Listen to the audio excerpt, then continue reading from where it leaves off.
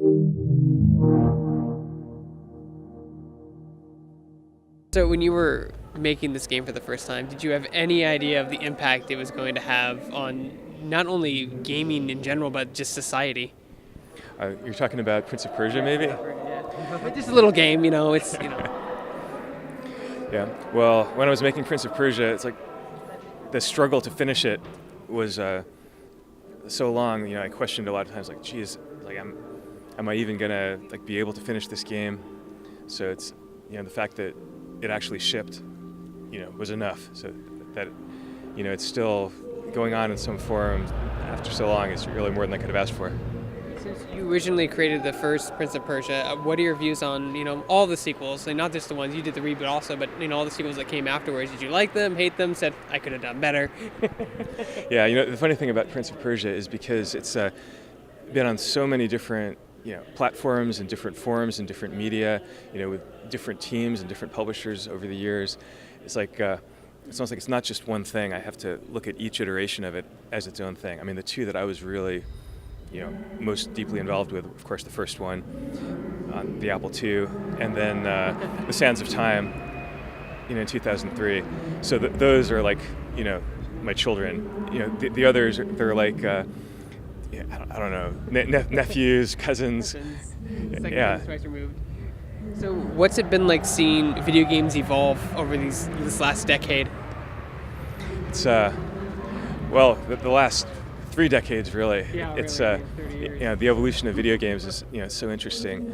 It's I mean, and it's not just one evolution. There have been so many like it's almost like games restart every time there's a new platform.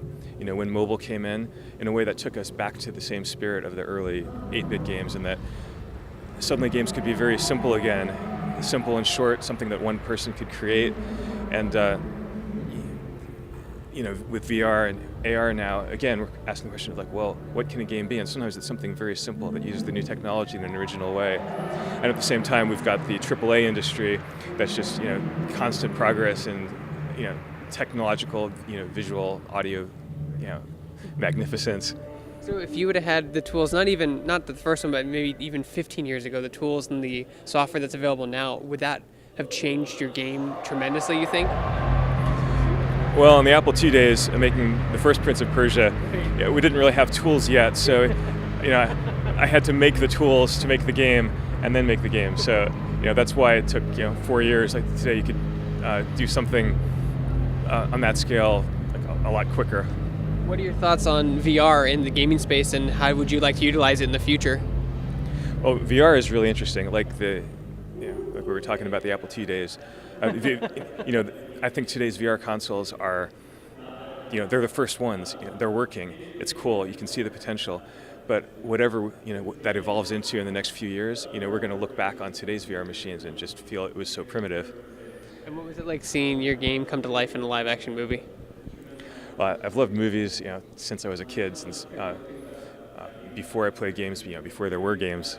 And Prince of Persia was a game that was really inspired by movies, like from Raiders of the Lost Ark to even older, swashbuckling movies. So to see it kind of come full circle and become a movie again kind of felt right, and it was also the fulfillment of a childhood dream. Awesome, man. Thank you so much for your time. I appreciate it. Thank you. Mm-hmm. Congratulations. Congratulations, yeah.